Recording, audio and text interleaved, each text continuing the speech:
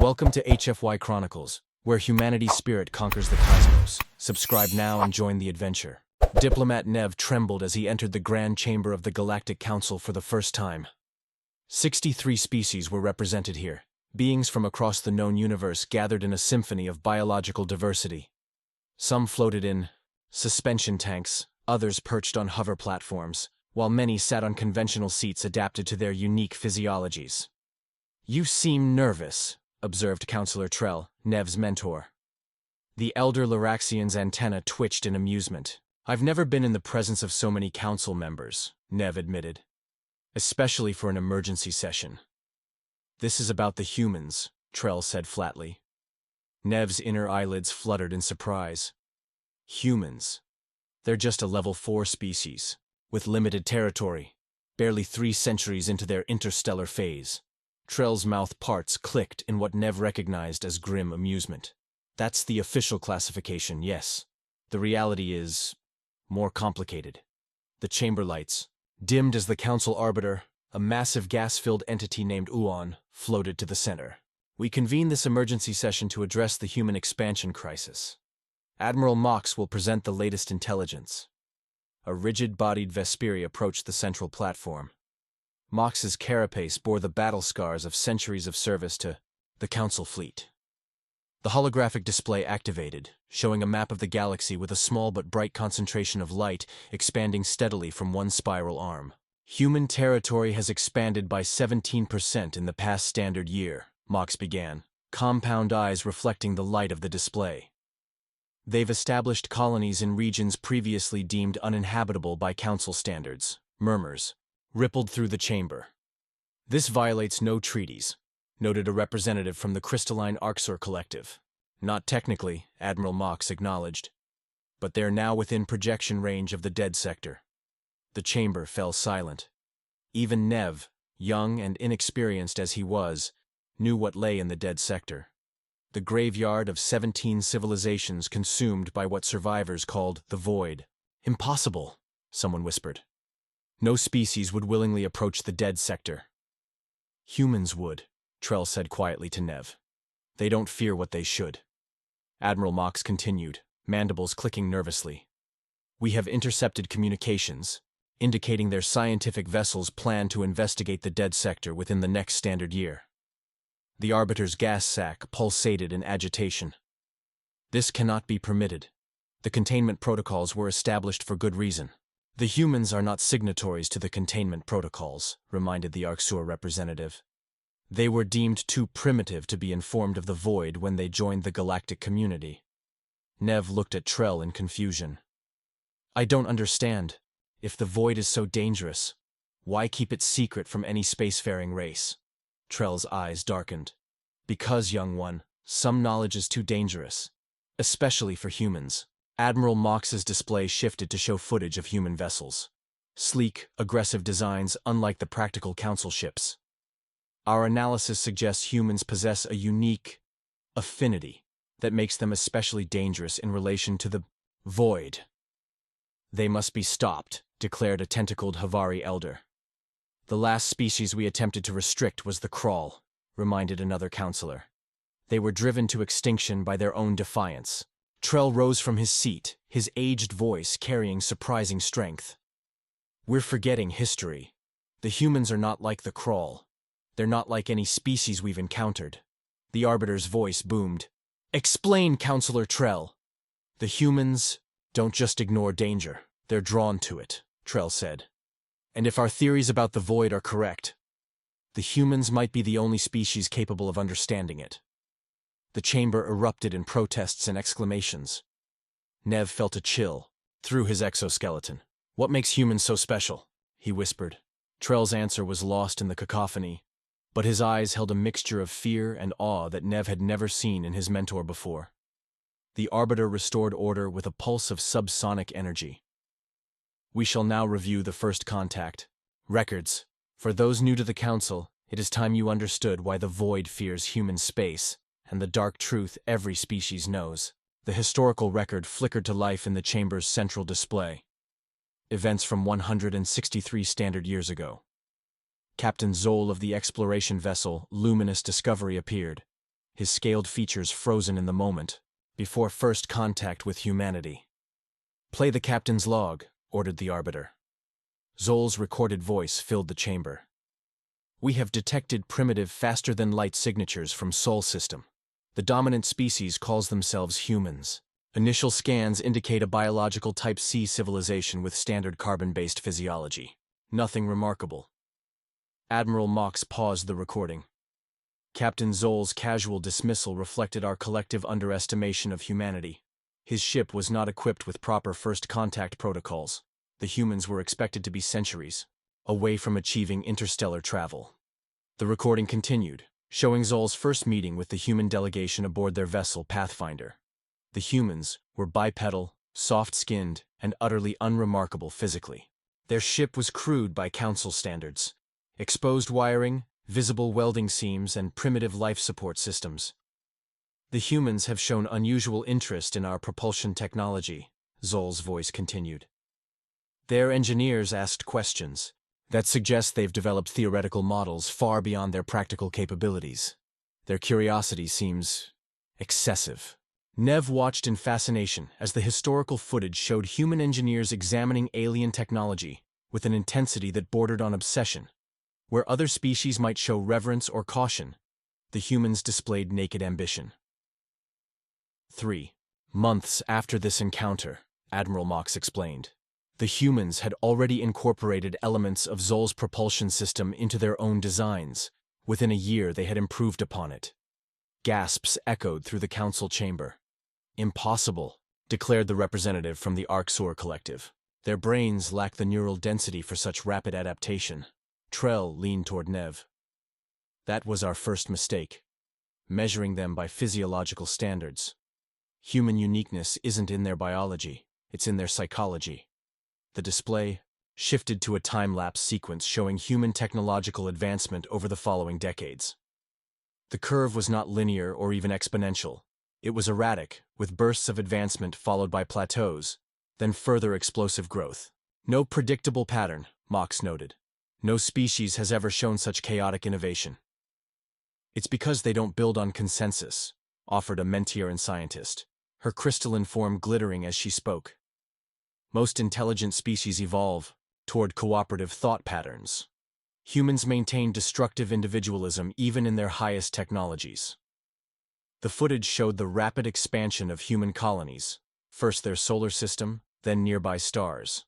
Where other species carefully terraformed planets to suit their needs, humans modified themselves and their habitats in equal measure, adapting to environments rather than waiting to reshape them. "They spread like a biological infection," observed one counselor with disgust. "They adapt like nothing we've ever seen," corrected another, with grudging admiration. Trell pointed to the display as it showed humans establishing outposts on worlds the Council had deemed uninhabitable. "This is their true power. Where we see limitations, they see challenges." Their homeworld's extreme climate variations and biological diversity created a species that treats adaptation as normal. The final segment of this historical record showed the first human representative addressing the Galactic Council, a female identified as Ambassador Lin. Her words echoed through the chamber. "We come seeking knowledge and friendship, but make no mistake, humanity will forge its own path among the stars. We do not ask for permission to explore, only the opportunity to share what we discover." Admiral Mox froze the image on the ambassador's determined face. This was the moment many on the Council first recognized the potential threat. Not from human weapons or aggression, but from their fundamental nature. Their refusal to accept limitations. Nev stared at the human's face, trying to understand what made this species so different. "But surely their biological constraints—" "That's precisely what you must understand," Trell interrupted. "Humans don't accept biological constraints as destiny. When faced with radiation that would kill them, they don't just build shields. They research ways to make their cells resistant. When oxygen is lacking, they don't just bring air supplies, they explore genetic modifications to enhance oxygen efficiency." The Arbiter's voice resonated through the chamber. "This adaptive quality is what makes them uniquely dangerous in relation to the Void, and why we must decide today whether to contain them or to seek their help." The council chamber's mood had shifted from academic interest to growing unease. as the historical records advanced to show humanity's rapid integration into galactic society. Within 50 years of first contact, humans had established diplomatic relations with 37 species, trade agreements with 52, and research collaborations with nearly all council races. Their cultural contamination was unprecedented, noted Councillor Breck, a sentient fungal collective from the Outer Rim. They distributed their art, literature, and philosophy freely, often ignoring intellectual property conventions. The display showed human entertainment broadcasts spreading across established communication networks, human architectural influences appearing on ancient worlds, human culinary practices adapting alien ingredients. What some call contamination, others might call sharing, countered the representative from the Arxur collective, whose species had benefited substantially from human medical innovations. Admiral Mox displayed a chart showing technological advancement rates across the Council. Species before and after human contact. Nearly every line showed a measurable acceleration. Humans don't just adapt themselves, they catalyze change in others, Mox explained. Their constant questioning of established principles forced many of our species to reconsider technologies we had considered perfected millennia ago. The display shifted to show a notorious incident from 90 years earlier, the Patraxian plague that had threatened 16 worlds. The Council's medical authorities had calculated a minimum 3-year timeline for vaccine development. A human virologist named Dr. Reese had developed a solution in 17 days by combining approaches no other species had considered compatible. 2 billion lives saved by human impulsiveness, Trell remarked to Nev. Dr. Reese violated 12 Council research protocols in the process. Was he punished? Nev asked. She, Trell corrected. And no, the results made her untouchable. That became the pattern. Humans broke rules, achieved the impossible, and received forgiveness, rather than permission.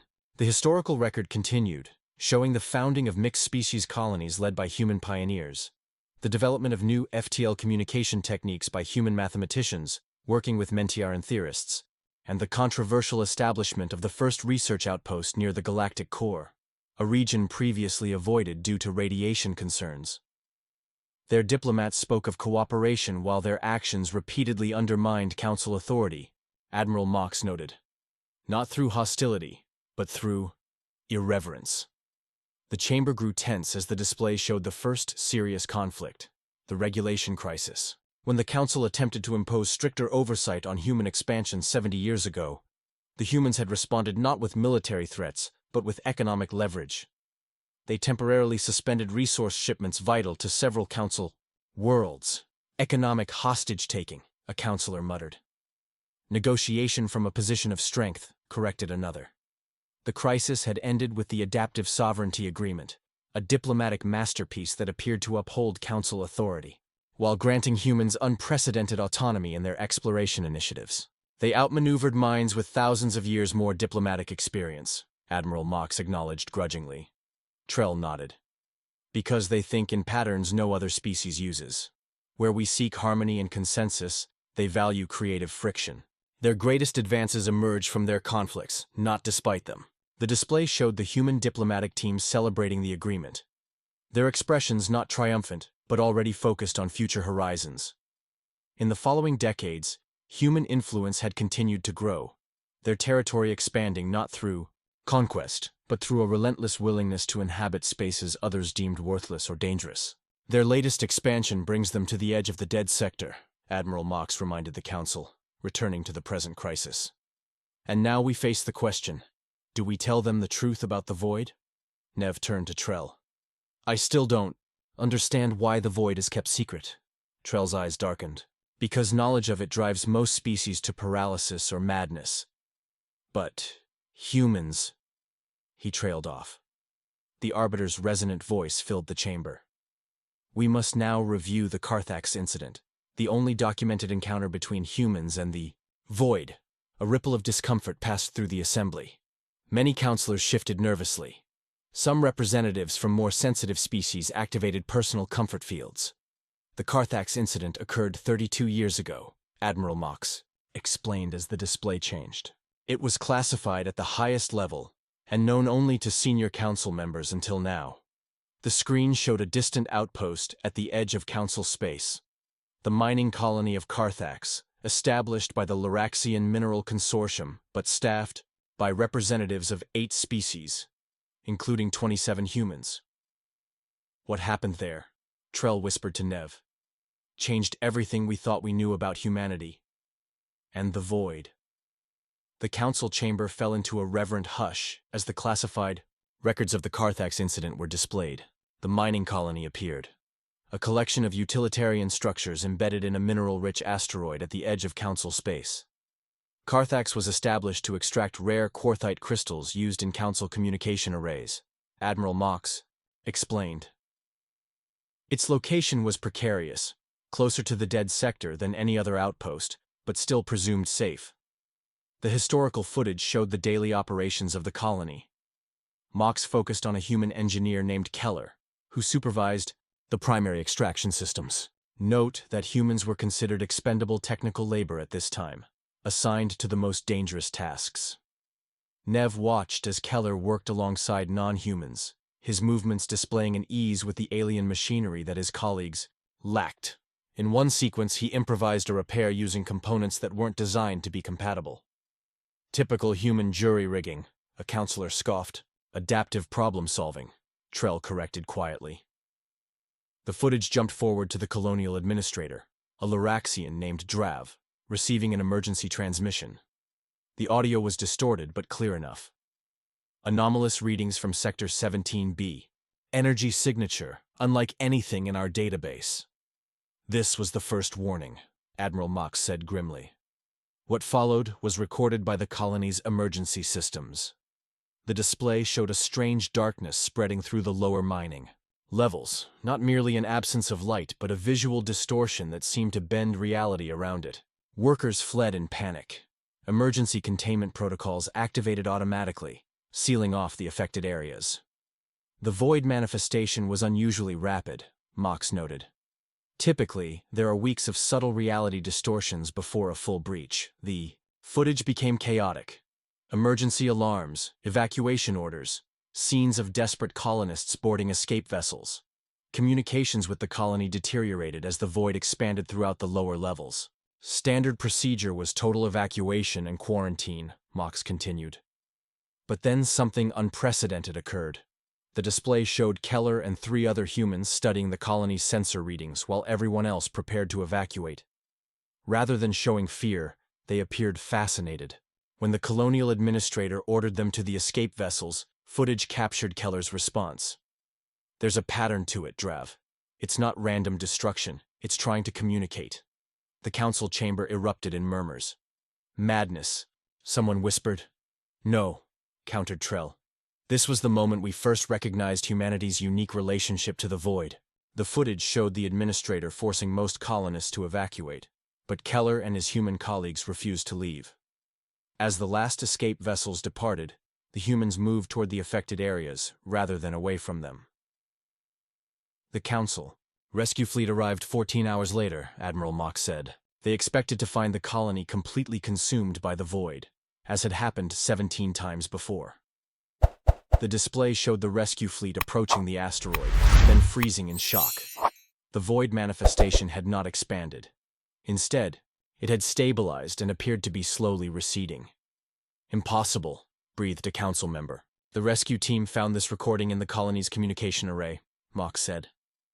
The screen showed Keller, his face drawn with exhaustion but his eyes bright with an unsettling intensity. Behind him, the other humans worked with equipment, facing the shifting darkness of the void. We figured it out. Keller's recorded voice echoed through the chamber. The void isn't a natural phenomenon. It's a probe. An intelligence testing for compatible consciousness. It was destroying everything because nothing could communicate with it. Until us. The footage showed Keller approaching the edge of the darkness, extending his hand toward it. The void seemed to recoil initially, then reach toward him with tendrils of non-light. We're speaking with it now.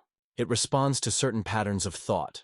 Patterns that appear naturally in human brains, but not in other species we've found. We think it's been searching for compatible minds for millennia. The recording ended abruptly as Keller stepped fully into the darkness and emerged unharmed, though his eyes now reflected something ancient and unknowable. When the rescue team arrived, Admiral Mox continued, they found all 4 humans alive and the void contained within a single chamber. They had constructed a crude communication device that seemed to satisfy the entity's attempts at contact. Nev stared in disbelief. They tamed the void? No, Trell said gravely. They understood it, and that understanding frightened the Council more than the void itself. The humans were immediately quarantined, Admiral Mox explained, studied for contamination. Their memories of the event were officially erased, though we now know the process was only partially successful. Why would understanding the void be frightening? Nev asked. The Arbiter's massive form pulsed with somber colors. Because, young diplomat, it suggested something the Council had feared since first encountering humans, that they possess a darkness within them that resonates with the void itself. The Council chamber remained silent as Admiral Mox displayed the classified research findings from the Carthax survivors. Medical scans showed unusual brain activity in all 4 humans, new neural pathways that hadn't existed before their contact with the void. Despite memory erasure protocols, the humans retained subconscious connections to the experience, Mox explained. Most concerning was their lack of psychological trauma. Where other species exposed to even minor void manifestations suffered irreparable psychic damage, the humans showed adaptation. The display shifted to interview footage of Keller 6 months after the incident. Though his conscious memories had been altered, his responses to certain stimuli revealed something profound. I keep having this dream, he told the Council psychologist. I'm talking to something ancient, something that's been alone for too long. And instead of being afraid, I feel recognition. The Mentiaran researchers developed a theory, Mox continued, that human consciousness possesses a unique characteristic absent in other known sentient species. A complex neural map appeared on the display, highlighting regions of the human brain. Most sentient species evolve toward neural harmony, explained a Mentiaran scientist in the recording. Consciousness favors order and pattern. The void, however, represents fundamental chaos, the entropy that existed before order. It is anathema to organized consciousness. Except human consciousness, Trell added quietly. Correct, the Mentiaran continued. Human brains contain structured chaos. Their neural patterns embrace contradiction and paradox. They simultaneously desire order and rebellion against it. They create art celebrating both beauty and destruction. They establish rules, specifically to test their limits. Nev's inner eyelids flickered in confusion. That sounds dysfunctional. It is, by every evolutionary standard, Trell agreed. And yet it gave them an advantage we never anticipated, the ability to comprehend the incomprehensible. The display showed subsequent void manifestations in other sectors over the following decades. Each time, the Council had contained information about the incidents. Each time, the destruction had been total, except when humans were present. In every case where humans encountered the void, Admiral Mox noted, the manifestation was eventually contained, not through technology but through some form of communication we still don't fully understand. The classified records revealed a pattern the Council had kept hidden for decades. Small teams of the Carthax survivors, their memories partially restored, had been secretly deployed to potential void outbreak zones. Their presence consistently increased survival rates by 82%. The humans proved so effective that certain Council factions advocated for a more extensive program, Mox continued. Project Lantern was established 27 years ago, a classified initiative to identify humans with particularly strong void affinity and train them as containment specialists. The display showed facilities where humans were exposed to controlled void fragments. Most recoiled in horror, but a significant minority displayed the same fascination Keller had shown. These individuals were recruited, their abilities honed in secret. Project Lantern violated 14 Council ethics protocols, Mox acknowledged. But it saved billions of lives. Nev turned to Trell in growing horror. Does humanity know about this program? Their governments were never informed, Trell said. The recruited individuals were told they were training for specialized crisis response. Some intuited the truth, but most served without understanding the full nature of what they faced. "This seems deeply unethical," Nev observed. "Ethics became secondary to survival," the Arbiter interjected. The void manifestations were increasing in frequency and intensity. Without Project Lantern, multiple systems would have been lost. The display showed the project's brutal statistics. Of 342 human operatives trained, 189 had died in containment operations. The remainder showed increasing psychological alterations with each exposure, subtle at first, then more pronounced. "The truly concerning discovery came later," Admiral Mock said gravely. "The void manifestations began specifically targeting human settlements, as if drawn to them. The map displayed void incidents over the past century. A clear correlation with human expansion patterns became evident." "This brings us to the dark truth," the Arbiter announced. "One that shapes our current crisis." The chamber darkened further as the most classified findings appeared. Research conducted by a joint council human scientific team operating outside official oversight. The team had made a discovery that changed everything. Microscopic void. Particles existed naturally in human brain tissue. Not in all humans, but in a significant percentage, and the percentage was increasing with each generation. "The humans don't just understand the void," Admiral Mock stated. "They are becoming synchronized with it, and now they approach the dead sector, the largest void concentration in known space." "What will happen when they make direct contact?" Nev asked. Trell's expression was grim. "That is precisely what divides the Council. Some believe the humans will be consumed like all previous civilizations. Others fear something worse, that they will embrace the void and become something beyond our comprehension." "And what do you believe?" Nev pressed. "I believe," Trell said carefully, "that humanity's greatest strength and most terrible danger are the same. They see themselves in the abyss, and the abyss sees itself in them." The council chamber had transformed from a place of deliberation to one of barely contained panic. Species representatives formed tense clusters, communicating in hushed tones as the implications of humanity's connection to the void sank in.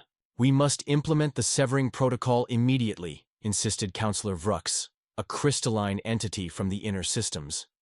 "Quarantine all human worlds, sever their FTL capabilities, and establish a containment perimeter." "The severing would mean war," countered the Arxua representative. "Humans would perceive it as an act of aggression, not protection." "Better a war we might win than annihilation by the void," Vrux responded. Admiral Mox displayed the latest intelligence. Human scientific vessels were now just 7 light-years from the edge of the dead sector. Their communications indicated they had detected the anomalous energy patterns, but had not yet recognized them as void manifestations. "We have perhaps 2 standard months before direct contact," Mox concluded. The Arbiter's massive form pulsed with decision. "We will put the containment option to a vote, but first, Counselor Trell, you have worked more closely with humans than most. Your assessment is required." All eyes turned to Trell. Nev could sense his mentor's discomfort at being the center of such scrutiny. "Containment would fail," Trell stated flatly. "Not because of human military response, though that would be substantial, but because the underlying assumption is flawed. We're acting as though humans and the void are separate entities that must be kept apart. The evidence suggests they are already connected." He gestured to the data still displayed from Project Lantern. "These void particles in human neural tissue, they're not contamination. They appear to be natural. What if humans have always carried this connection? What if it explains their chaotic innovation, their adaptive capabilities, their unsettling resilience?" Murmurs rippled through the chamber. "Are you suggesting humans are part of the void?" asked a horrified counselor. "I'm suggesting that the relationship is more complex than simple opposition," Trell clarified. "The void destroys most life because most life is fundamentally incompatible with it. Humans have demonstrated compatibility. Then they are a threat to all ordered existence," Vrux declared. "Or they are the only species capable of true communication with it," Trell countered. "Perhaps even capable of negotiation." The debate might have continued indefinitely, if not for the emergency transmission that cut through the chamber's communications. A Mentiaran monitoring station at the edge of Council space had detected something unprecedented. A massive void manifestation had appeared, not in the dead sector but in occupied space. The tactical display updated to show the manifestation's location, directly in the path of 3 heavily populated systems, including a human colony world named Horizon. Evacuation is impossible, Admiral Mox calculated grimly. The manifestation is expanding too rapidly. Those systems will be lost within days. Unless, Trell began. Deploy Project Lantern? The Arbiter finished. The remaining operatives are scattered throughout Council space, Mox objected. Gathering them would take too long. Then we must inform the humans of the threat, Trell insisted. Tell them everything. About the Void, about Project Lantern, about their own unique connection. Let them decide how to respond. The vote was narrow but decisive.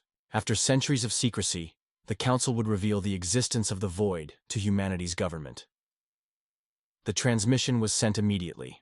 A complete data package including all classified research on the Void, Project Lantern, and the current crisis. The human leadership response came just hours later, delivered by their newly appointed Fleet Admiral Keller, son of the engineer who had first communicated with the Void at Carthax. We've suspected something like this for generations, the younger Keller stated calmly. The dreams, the intuitions, the strange compatibility with what you call the Void. We called it the deep current, something running beneath reality that occasionally surfaces in human consciousness.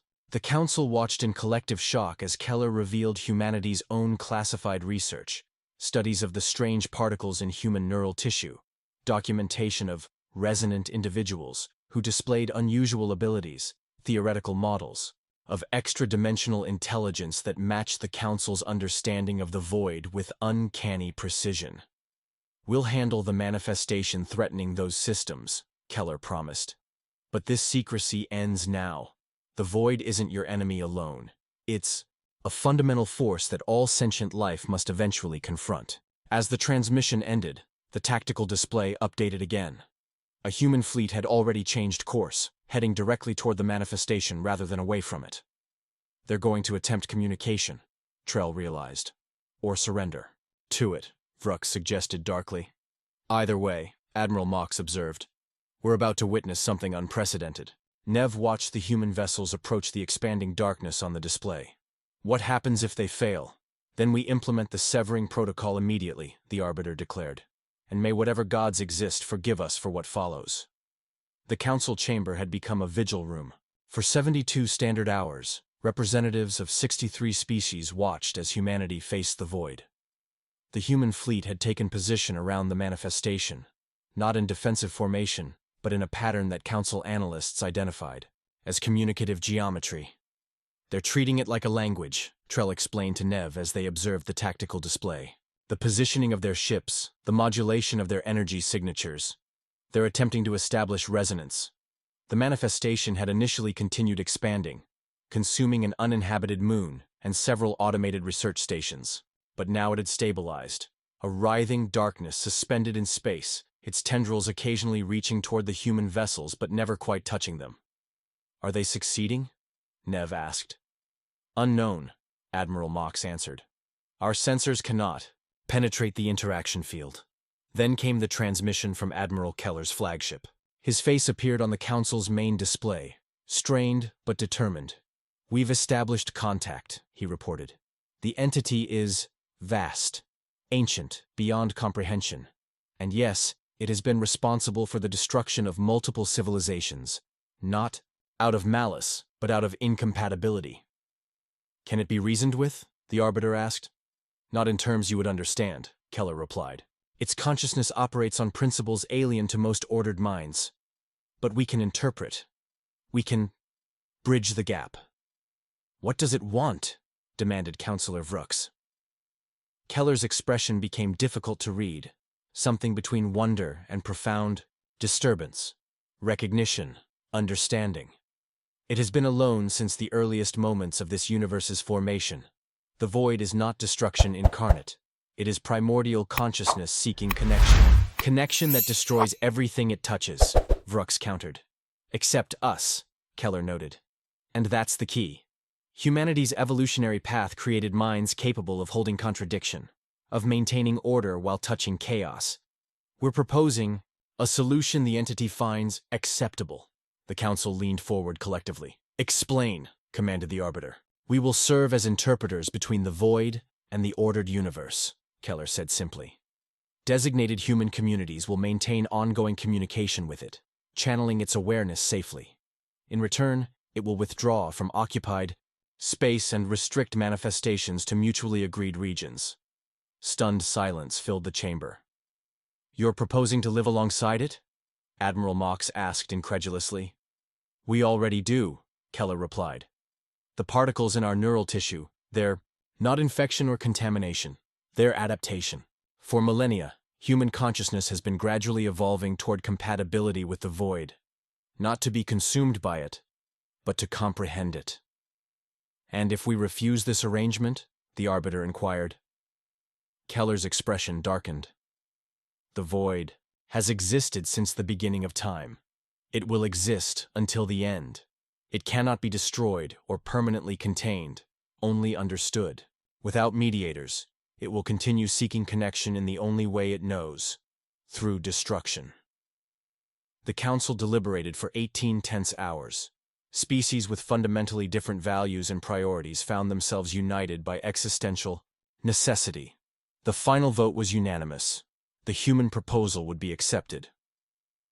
1 year later, Nev stood beside Trell on the observation deck of a Council diplomatic vessel.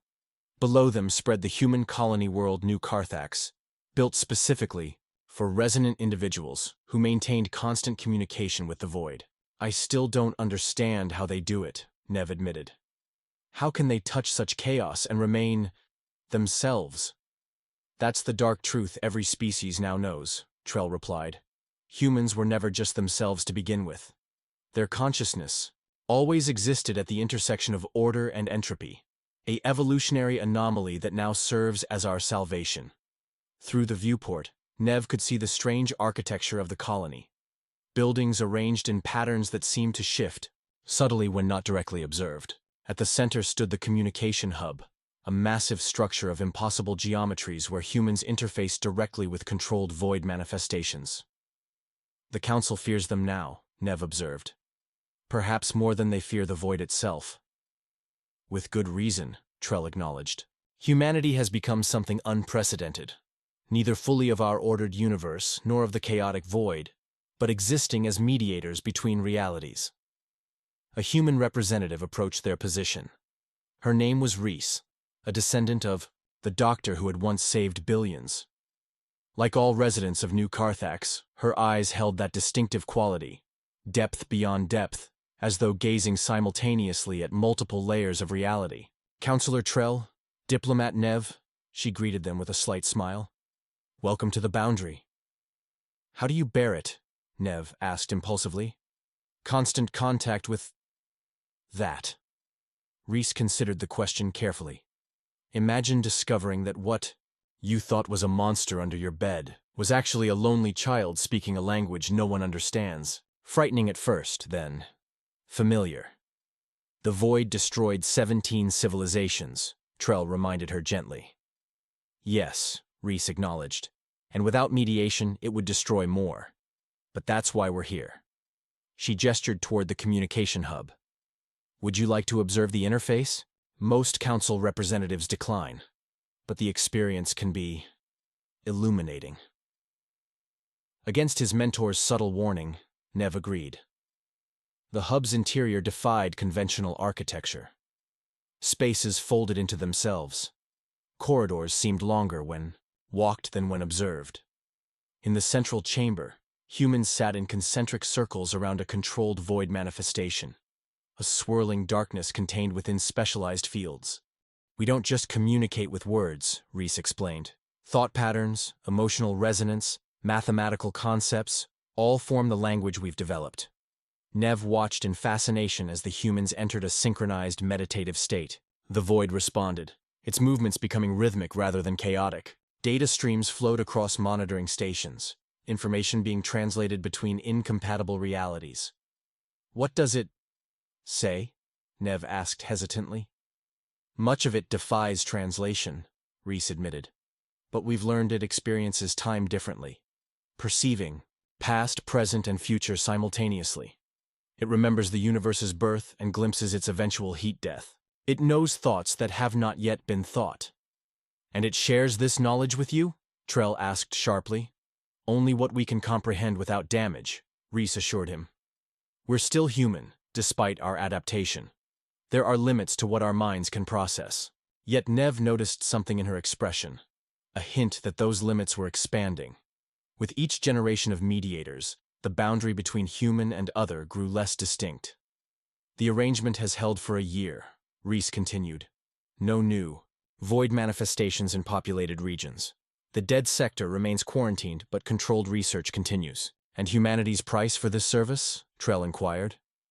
Recognition of our unique position, Reese stated matter-of-factly. Autonomy in our expansion. And council support for the mediator program. The implications hung in the chamber. Humanity had leveraged cosmic horror into political advantage. They had faced the universe's most ancient terror and emerged not just survivors, but partners. As they departed the hub, Nev noticed the subtle changes in his own perception. Afterimages that lingered too long, shadows that moved independently of light sources. Brief exposure had left traces. The humans lived with this constantly. Now you understand why the Void fears human space, Trell said quietly as they returned to their vessel. Not because humans can destroy it, nothing can, but because they can comprehend it. In all the universe's vast history, it had never been understood until now. Nev glanced back at the colony, at the humans who had volunteered to live at reality's edge. And the dark truth every species knows? That we need them now, Trell replied. That our ordered universe depends on those who can walk between order and chaos. The mediators. In the distance, the communication hub pulsed with energy as another exchange began. Humans reaching into the abyss reaching back, and something new emerging from their communion. The council might rule the stars, but humanity had claimed the darkness between them, not through conquest, but through an understanding no other species could achieve. They had looked into the void and recognized a reflection of their own inner chaos, and in doing so, they had transformed from the galaxy's newcomers into its essential guardians. For as long as stars burned, humanity would stand at the boundary, touched by darkness yet choosing light, forever dancing on the edge of order and entropy, feared and needed in equal measure. The end.